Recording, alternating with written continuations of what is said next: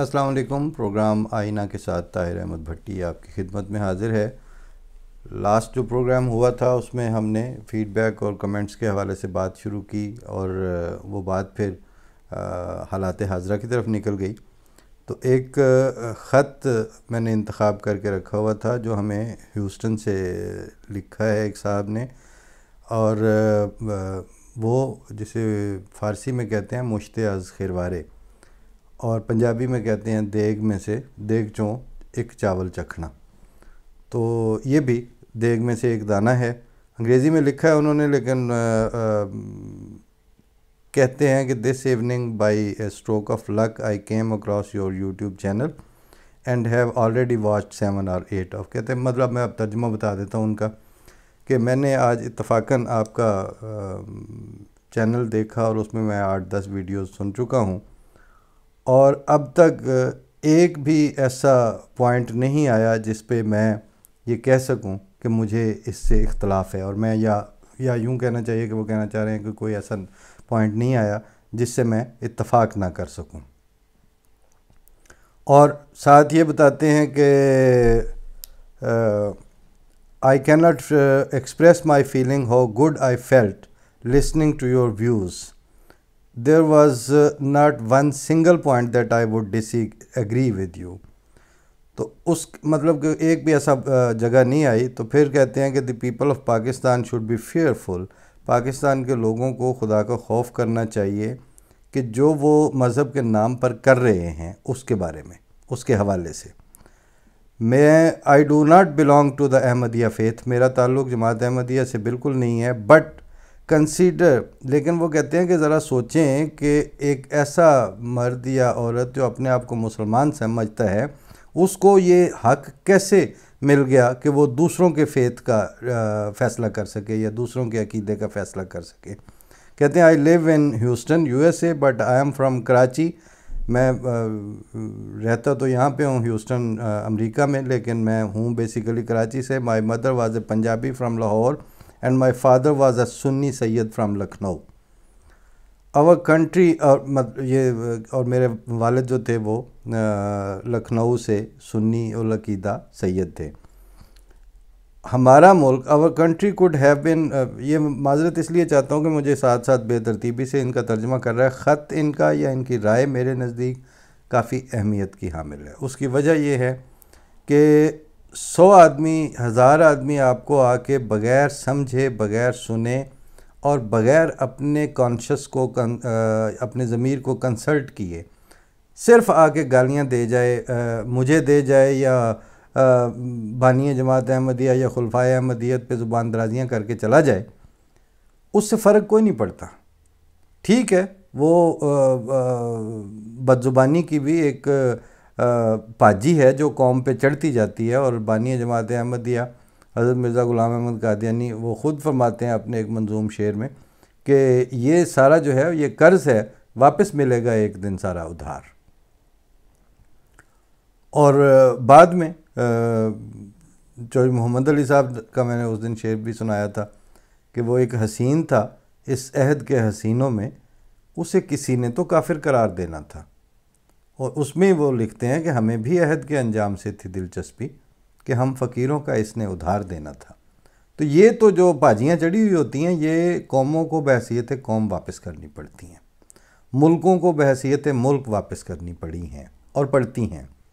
حکومتوں کو بحیثیت حکومت یہ ادھار دے کے مرنا پڑتا ہے یا جانا پڑتا ہے۔ اگر ایک دوست نے ایک دن کہا کہ اگر ایک طرف یہ کوئی احمدیت کوئی سیاسی پارٹی ہوتی اور بانی جماعت احمدیہ یا خلفائے احمدیت جو ہیں وہ کوئی سیاسی لیڈر ہوتے تو جتنی یہ کیلکولیشنز کرتے ہیں، جس طرح کی یہ پلان کرتے ہیں، واقعتاً وہ کھڈے لینے لگا چکے ہوتے اب تک۔ اور اگر ایسا ہو جاتا تو ٹھیک ہے، کمزوروں کو طاقتور دبا ہی لیا کرتے ہیں، لیکن دلیل جو صداقت کی دلیل یہ بات اس لیے بنتی ہے کہ بانی جماعت احمدیہ کے پاس کون سی جمعیت اور کون سی فوج اور کون سی طاقتیں تھیں، لیکن ان کا اس زمانے میں یہ جملہ لکھنا اور کہنا، اتنی تحدی سے یہ اعلان کرنا کہ جتنی تم میں ہمت ہے اس میں ایندھن ڈالو اور مخالفتوں کے اور بغض و عناد کے علاوہ روشن کرو، اور بالکل کوئی دقیقہ فروغ گزاشت نہ کرو، اور پھر آخر پہ دیکھ لو کہ تم فتح یاب ہوتے ہو کہ خدا۔ یہاں پہ بھی آخر پہ انہوں نے یہ نہیں کہا کہ تم فتح یاب ہوتے ہو یا میں، فرمایا تم فتح یاب ہوتے ہو کہ خدا۔ اپنی ذات کو تو وہ مائنس کر چکے تھے، تبھی تو یہ اللہ تعالیٰ نے ان کو چنا ہوا تھا۔ اسی طرح سے اس زمانے میں جو کچھ چل رہا ہے اور جو کچھ ہو رہا ہے، ایسے ماحول میں اس طرح کی شریف النفس آواز ہزاروں کیا لاکھوں پر بھاری ہے۔ ہمارے لیے اس ایک آواز کی زیادہ اہمیت ہے، کیونکہ یہ فطرت صحیحہ اور یہ جو فطرت سلیم اس کا سورس ہے۔ وہ جو گالیاں دینا اور جملے کس کے، وہ ایک صاحب نے کہتے ہیں کہ وہ یہ میرے پروگرامز پہ مطلب شاید ان کو وہ، مجھے تو پیسے ادھر سے ملتے ہیں، یعنی آپ کو شاید روز آ کے گالیاں دینے کی تنخواہ ملتی ہو، تو وہ اب یہ باقاعدہ لکھ کے چلے جاتے ہیں کہ جی وہ مرزا مسرور کے پے رول پہ ہیں اور وہ ان کو پیسے دیتے ہیں۔ اس لیے یہ خدا کے بندو، آپ لوگوں کی پتہ نہیں اب وہ مینٹیلٹی یہ ہو چکی ہے کہ اب کنسپیریسی تھیوریز کے علاوہ آپ سے گفتگو بھی نہیں ہوتی، کوئی علمی، کوئی فکری، کوئی آگے کا پلانز، کوئی سوچنا، یہ بہرحال آپ سے نہ توقع ہے نہ ممکن ہے۔ تو یہ ایک آواز جو ہے، جو ایک نان احمدی از ناٹ احمدی، اور احمدی ہونا نہ ہونا بالکل یعنی ایک الگ ایشو ہے۔ انسانیت کا اللہ تعالیٰ نے پیدا کیا انسانوں کو، تو وہ بنیادی پہلے وہ رشتہ دے دی ہے کہ یہ تعلق ہے، اس کی بنیاد پر بھی تو آپ حسن سلوک کر سکتے ہو۔ ویسے بھی جو مختلف عقائد بھی ہوتے ہیں، مختلف عقائد ہونے کی صورت میں بھی فرمایا کہ قُلْ تَعَالَوْا إِلَىٰ كَلِمَةٍ سَوَاءٍ بَيْنَنَا وَبَيْنَكُمْ، آجو چلو ان باتوں پہ اکٹھے ہو جائیں جو ہمارے آپ کے درمیان مشترک ہیں۔ تو آج صلی اللہ علیہ وسلم کے جو ماننے والے ہیں، وہ چاہے کسی فرقے سے تعلق رکھتے ہو، احمدیت سے تعلق ہو یا نہ ہو، ان کو رسول اللہ صلی اللہ علیہ وسلم کے رحمت للعالمین کا تشخص کی نمائندگی کرتے وقت کیوں تکلیف ہوتی ہے؟ کیا مسئلہ ہے ان کو؟ اور کیا رسول اللہ صلی اللہ علیہ وسلم، یہ پھر وہی بات ہے، مجھے ہر دفعہ جب میں اس ایشو کو اٹھاتا ہوں تو مجھے خیال آتا ہے کہ وہ جو کتاب ہے مذہب کے نام پر خون، وہ پہلے شروع کر دینی چاہیے تھی۔ میں شروع میں اپالوجیٹک رہا، بعد میں پھر وہ یہ کہ اچھا جو سلسلہ شروع کر رکھا ہے پہلے اس کو ختم کر لیا جائے، لیکن تقریباً روزانہ بات کرتے ہوئے پتہ چلتا ہے کہ جڑیں جو ہے نا اس کی جو سورس ہے وہ وہی مودودی اسلام ہے۔ آج صلی اللہ علیہ وسلم کے اسلام میں تو ایسی تعلیم تھی ہی نہیں کہ آپ اتنے عدم برداشت کا مظاہرہ کرنے والے ہوں کہ نہ آپ کے ہاں کرسچن محفوظ ہوں، نہ ہندو محفوظ ہوں، نہ سکھوں کو امن ہو، کوئی دوسرا مذہب، بلکہ آپ کو آپس میں بھی ایک دوسرے سے امن نصیب نہیں ہے۔ ایسی فضا میں کہ جس میں سر پھٹول کے علاوہ یہ آج کچھ بھی رسول اللہ صلی اللہ علیہ وسلم کی نمائندگی میں پیش نہیں کر پا رہے، اور کہتے خود کو مسلم امہ ہے، اس مسلم امہ میں سے جب کوئی ایسا پھول کھلے یا اس طرح کی ہوا آئے، واقعی دل خوش ہوتا ہے۔ لکھتے ہیں our country could have been a prosperous country، ہمارا ملک ایک بہت خوشحال ملک ہو سکتا تھا with the law and order، اگر اس میں لا اینڈ آرڈر ہوتا، لبرٹیز ہوتی، آزادیاں ہوتی، فری تھنکنگ ہوتی، ٹالرنٹ سوسائٹی ہوتی، ہمارے پاس سارا را میٹیریل تھا۔ اور جب میں 1970 کی دہائی میں بڑا ہو رہا تھا تو وی وار اے بڈنگ نیشن، ہم اس وقت ایک ترقی کرتی ہوئی قوم تھے، but with general Zia every thing went down the drain. اور جنرل ضیاء کی جو پالیسیز، جو اس نے اسلام ہی کو بیچ دیا، پاکستان بھی ساتھ ہی، پاکستان کا نظریاتی تشخص بھی گیا، تو اس وقت سے لے کے پھر جو ہے وہ ڈاؤن دا ڈرین، مطلب پھر کچھ نہیں بچا۔ Today then is just a شیم. اس وقت دین ان کے لیے قابل شرم حیثیت اختیار کر چکا ہے اور صرف ریلیجن کا چولا پہنے ہوئے ہیں, wearing the cloak of religion. ان کے اعمال کرپٹ ہیں اور وہ یہ جس توہین رسالت کے وہ چیمپئن بنتے ہیں, ان کو یہ خیال ہی نہیں آتا کہ رسول اللہ صلی اللہ علیہ وسلم کی teachings of the prophet whose ناموس they are trying to protect, ان ٹیچنگز پہ عمل نہیں کرنا, تعلیمات پہ عمل نہیں کرنا, تو ناموس کون سی آپ ہے جس کا آپ تحفظ کر رہے ہیں. Keep up the good work and be strong, I will be watching your videos. یہ اس ایک سلیم الفطرت انسان کا یہ کہنا, I would be watching your videos, یہ مجھے بالکل وہ 15 یا 20 یا 1000 آدمی گالیاں بکنے والا ہے اس کے مقابل پر یہ ایک فکرہ زیادہ اہمیت رکھتا ہے. بیسٹ ریگارڈ سید اقبال صاحب. تو ایک تو یہ گزارش کرنی تھی کہ ہر طرح کے لوگ اللہ تعالیٰ دیتا ہے, کہ یہ نہیں ہوتا کہ وہ گالیوں والوں سے واسطہ پڑتا ہے, ناپسندیدگی والوں سے واسطہ پڑتا ہے, اور کم نظروں اور کم فہموں سے. لیکن جہاں تک وہ جو ریگولر, ان کو بھی ظاہر ہے وہ ایک توقع ہوتی ہے کہ آخر ہم نے محنت کی ہے, ہم نے وقت نکال کے جا کے بکواس کی ہے, وہاں پر لکھے ہیں ایسے نازیبا کلمات, تو ہمیں بھی ہمارا بھی نوٹس لیا جاتا ہو. تو وہ یہ جو دھمکیاں دینے والے بھی, ذرا ادھر آؤ, ذرا ادھر آؤ کا مطلب کیا ہے آپ لوگوں کے نزدیک؟ ہم وہیں کے تھے. وہ میر نے کہا کہ وجہ بیگانگی نہیں معلوم, تم جہاں کے ہو وہاں کے ہم بھی ہیں. لیکن یہ اللہ تعالیٰ کا احسان ہوا ہے کہ خدا تعالیٰ نے ہمارے مینرزمز چینج کر دی ہیں, اور اب بدلے ہوئے مینرزمز کے ساتھ اگر ہم نے کچھ سیکھنا ہے تو اس بات سے تو سیکھ سکتے ہیں کہ جب تک حضرت عمر اسلام قبول انہوں نے نہیں کیا تھا تو اس وقت ان کے رویے کیا تھے, اور جب اسلام قبول کر لیا تو اس کے بعد کہتے ہیں یار مجھے مار پڑتی تھی یا میں مار رہا ہوتا تھا, مطلب اپنے آپ کو بچاؤ میں. وہ پھر یہی ہے بدترین اور اجہل الجاہلین سوسائٹیز میں, یہ تھوڑی ہے کہ آپ میں پھول پکڑ کے بیٹھے ہوئے ہیں. ہار آپ نے کوئی نہیں پہنانے اور ہمیں آپ سے ہاروں کی توقع بھی کوئی نہیں ہے. لیکن ایک بات البتہ ہے کہ وہ جو کہہ جاتے ہیں نا کہ ادھر آؤ, او بھائی اگر وہ میرے دادا مرحوم کہتے ہوتے تھے کہ پہاڑ انہیں کوڑے ہوندے تے گدڑاں چٹ چٹ جانے سن, آپ کے ادھر آؤ کہنے والے اور بکواس والے اور گالیاں دینے والوں کے اندر ہی تو ہم یہاں تک پہنچے ہیں, اور ابھی بھی ادھر ہی موجود ہیں. گئے کہاں پہ ہیں آپ؟ اپنے لیے اب جگہیں ڈھونڈتے پھر رہے ہیں, وے آؤٹ ڈھونڈ رہے ہیں, اپنا منہ دینے کے لیے اب آپ کو وہ منہ نہیں مل رہا. تو ان ساری صورت حالات میں,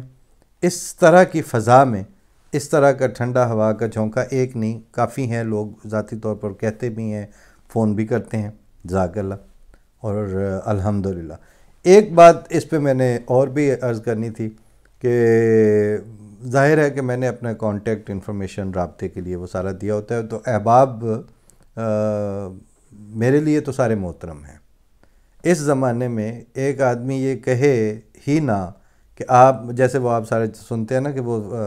پروگرام آن ہوتے ہی کہتے ہیں کہ جی مجھے سبسکرائب کر لیں تو مجھے یہ کر لیں. میں نے تو نہیں کہا, اور وہ نہ کہنے کے باوجود یہ جو 6-7 ہزار لوگ آ گئے, یا یہ جو 1 ملین دفعہ دیکھا گیا ہے, تو یہ خدا تعالیٰ کا خاص فضل اور احسان نہیں ہے تو اور کیا ہے. تو آپ سارے دیکھنے والے میرے لیے بہرحال اس لیے محترم ہیں کہ آپ سارے اللہ تعالیٰ کے فضل ہیں. آپ میں پذیرائی اور آپ کے اندر جو میں بات کرتا ہوں اس کی تاثیر خدا تعالیٰ نے اپنے محض فضل سے رکھی ہے, اس لیے مجھے آپ لوگوں کا احترام ہے. مگر بعض دفعہ آپ کے جذبات کے احترام میں نہیں بھی عرض کر سکتا. مگر اب میں نے سوچا کہ کل ایک دوست نے فون کیا, انہوں نے کہا جی میں آپ کو کچھ چیزیں بھجوا دوں. میں نے کہا اگر آپ نہ بھجوائیں تو وہ میرے اوپر مہربانی ہوگی, کیونکہ میرا سارا دن پھر ان کو سارا دن تو خیر مبالغہ ہوگا, لیکن کافی وقت جو ہے وہ ان کو ڈیلیٹ کرنے میں گزر رہا ہوتا ہے. وجہ یہ ہے کہ میں اگر 1000 یا 1500 کانٹیکٹس میرے یا جن کے پاس نمبر ہے وہ لوگ تو 8-10 ہزار ہوں گے, ان میں سے بہرحال سیفلی مطلب 1-1.5 ہزار لوگ میرے کانٹیکٹس میں بھی ہوں گے، ان میں سے اگر 500 آدمی بھی یہ سمجھ لے کہ یہ شاید مجھے ضرورت ہوگی اور وہ پھر بھیج دیں، اور بعض احباب تو خیر ایک آدھ دفعہ نہیں، وہ تو پوری لسٹ ہوتی ہے وہ فارورڈ کرنے کی ان کی. نیچرلی جب پرنگ ہوگی اور میں نے سننا تو ایک دفعہ دیکھنا ہے. اب اس کو اگر آپ یہ دیکھ لیں کہ اگر وہ فرد واحد تک آ کے اکٹھے ہو رہے ہیں، میرے پاس ابھی سٹاف اس طرح سے نہیں ہے، تو وہ میں نے ہی دیکھنا ہے، میں نے ہی اس کو پھر ڈیلیٹ بھی کرنا ہے، اور پھر میں نے فون کی میموری کو فری بھی کرنا ہے. میں آپ کی خدمت میں بہت محبت سے بھی اور مؤدب طور پر بھی گزارش کر دیتا ہوں کہ مجھے کہیں نہ کہیں سے 2-4-10 لوگ ایسے ہیں جو مختلف میڈیا کے سرکل سے تعلق ہے ان کا، اور میرا ان سے رابطہ بھی ہوتا ہے، اور میں وہاں سے چیزیں آ بھی مجھے جاتی ہیں، میں خود بھی بعض چیزوں کے لیے آؤٹ ریچ کر لیتا ہوں. لیکن آپ گڈ فیتھ میں کرتے ہیں، لیکن وہ میرے لیے وہ کاؤنٹر پروڈکٹیو بھی ہوتی ہیں، اور مجھے یہ کہنے کی یا آگے سے یہ لکھنے کی ہمت نہیں ہوتی کہ آپ نہ کریں، کیونکہ اس سے آپ کا دل برا ہونے کا امکان ہوتا ہے. لیکن وہ جو 4-5-10 لوگ میرے رابطے میں ہیں، ان کے علاوہ اگر میرے پاس 1,000 طرف سے آئیں گی، وہ میرے لیے فائدہ ہوگا کوئی نہیں، اور وقت کا اور طبیعت کا اور وہ سارا بہرحال اس کا زیاں ہے. تو ان صاحب سے جب بات ہوئی تو میں نے کہا کہ آپ کو جس طرح میں نے ہمت کر کے آج کہہ دی ہے، اب اگلے پروگرام میں یہ درخواست بھی کر دوں گا کہ یہ نمبر اور کانٹیکٹ انفارمیشن جو ہے وہ اس مقصد کے لیے عام کی ہے، یہ دی گئی ہے کہ جس نے رابطہ کرنا ہو، کوئی میسج کرنا ہو، بات کرنی پڑ جاتی ہے، اس کے لیے سارا آنکھوں پر. وہ جو آپ لکھ کے ٹائپ کر کے میسج کرتے ہیں، وہ جب آپ کرنے بیٹھیں تو پھر آپ کو پتہ ہوتا ہے کہ آپ کا بھی ٹائم لگ رہا ہے اور آپ کی بھی محنت ہو رہی ہے اس پہ. لیکن جب آپ صرف فارورڈ ہی کرنا ہے تو آپ کا تو جانا کچھ نہیں. تو میں سارا دن مطلب کوئی ایک 800 تو ہوں گے ہی جن کی طرف سے مختلف وقتوں پہ آ سکتے ہیں کانٹیکٹ لسٹ میں، تو وہ مشکل ہو جاتا ہے. آپ سے میں نے اتنی پھیلا کے بات اس لیے کی ہے، 2 لفظی بھی کہی جا سکتی تھی، لیکن وہ بعض دفعہ سخت بھی لگ سکتی ہے. اس کو میں نے ڈائلیوٹ کر کے پانی ڈال کے اور حلق سے اترنے والی قابل قبول بنا کے پیش کرنے کے لیے یہ ریکویسٹ کی ہے کہ ایک تو اگر اس میں آپ لوگ دل پہ میل لائے بغیر ایسا حسن سلوک کرنے پہ آمادہ ہو جائیں تو آپ سب کی نوازش ہوگی. باقی رابطہ ہے، اس میں آپ بتا سکتے ہیں، کوئی ایشو ہو تو وہ ڈسکس بھی ہو سکتا ہے، وہ کوئی مسئلہ نہیں ہے. اس کے علاوہ آئینہ ابصار کا جیسے میں نے عرض کیا تھا کہ ainahbsar.org وہ بھی شروع ہو چکا ہے. اس پہ اب مضامین آنے بھی شروع ہو گئے ہیں، نوجوانوں کے بھی، بڑوں کے بھی، دوسرے رائٹرز کے بھی، دوسرے اداروں سے بھی ہمیں ہم سب وغیرہ سے بھی فیور مل جاتی ہے، اور لکھنے والے بھی اللہ تعالیٰ کے فضل سے کلسٹر اپ ہوتے جائیں گے. خیال یہی ہے کہ جس طرح اللہ تعالیٰ نے پچھلے 1 سال میں سنگل ہینڈڈلی ہمیں موقع دیا کہ وہ 1 ملین پلس میں ہمارے ویوز چلے گئے، اب ainahbsar.org جو ہے اس کے لیے ہم نے یہ ٹارگٹ رکھا ہے کہ اس میں چونکہ ینگسٹرز کا بھی پیج ہوگا، لکھنے والے خواتین بھی ہیں، حضرات بھی ہیں، ہر ایج گروپ کے ہیں، ہر ایجوکیشنل بیک گراؤنڈ کے ہیں، ہر فیلڈ آف لائف کے ہیں. سائنس کا سیکشن بھی اس میں ہے، اس میں تراجم کا سیکشن بھی رکھا ہے ہم نے، اور پھر اس میں لنگوسٹکس اینڈ لٹریچر کے علاوہ، زبان و ادب کے علاوہ کلچرل اور ثقافتی حوالوں کے مضامین بھی ہوں گے. کالم اور بلاگ تو ہوتے ہی ہیں. نیوز اپ ڈیٹس کا بھی ہم ساتھ ساتھ اب خیال کیا کریں گے. اسلام آباد اور پاکستان سے ہمیں کچھ ٹیم اور نمائندے مل گئے ہیں، اور کچھ مل جائیں گے لاہور سے اور باقی ملکوں سے بھی. تو انشاءاللہ اس کو ہم نیوز وائز بھی اپڈیٹ کریں گے. اور ساتھ ابھی یہ پروپوزل بھی ہے کہ آڈیو میں بھی آپ کو ہمارا پروگرام یا کالمز وہ آڈیو فارمیٹ میں بھی مل سکیں، تاکہ جہاں آپ زیادہ نہیں دیکھ پاتے وہاں آپ وہ آڈیو میں سن سکیں، کیونکہ اس پہ انٹرنیٹ کی جو ڈیٹا ہے وہ کم استعمال ہوتا ہے. ان سارے پلانز کے ساتھ ابھی ہم عید تک مختلف حوالوں سے اور مختلف طریقوں سے ainahbsar.org پہ بھی بات کرتے رہیں گے. آپ سے 1 وے 2 وے اور فیڈ بیکس کا بلکہ کل کوشش کریں گے کہ ہمارے کچھ پرانے سننے والے جو ہیں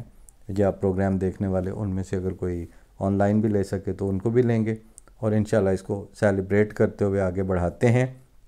نیت اور کرکس یہ ہے کہ ہم وقتاً فوقتاً متنازع ایشوز کے اوپر بالکل ثابت قدمی سے اور صلابت سے جواب دینا بھی ضروری سمجھتے ہیں، لیکن صرف انہی میں الجھ کے مر جانا ہمارا کوئی ٹارگٹ نہیں ہے۔ ہمیں آئندہ زمانوں کو دیکھنا ہے، اپنی نسلوں کو بھی دیکھنا ہے، اور جو آج ہمارے بظاہر غیر بنے ہوئے ہیں ان کے بھی آنے والی نسلوں کے لیے سوچنا ہے، کام کرنے ہیں۔ وہ اپنی یونیورسٹی دور کی ایک نظم کے ایک بند سے میں اجازت لیتا ہوں، اس کا اوپننگ مصرع بھی یہی تھا کہ ہمیں تم اب اجازت دو، ہمیں کچھ کام کرنے ہیں۔ ہمارے کچھ ادھورے خواب اور کچھ نامکمل سے حقائق ہیں، بہت سے ان کہے اور ان سنے موہوم لمحے ہیں، جو اپنے مول میں جانا، جو اپنے تول میں جانا، بڑے ہی جان لیوا ہیں مگر سب کچھ پہ فائق ہیں۔ وہ لمحے خود سے چن کر اب تمہارے نام کرنے ہیں، ہمیں تم اب اجازت دو، ہمیں کچھ کام کرنے ہیں۔ یہ ہے ہمارا موٹو کہہ لیں یا مشن سٹیٹمنٹ۔ فی امان اللہ، اللہ کے حوالے۔ السلام علیکم ورحمۃ اللہ۔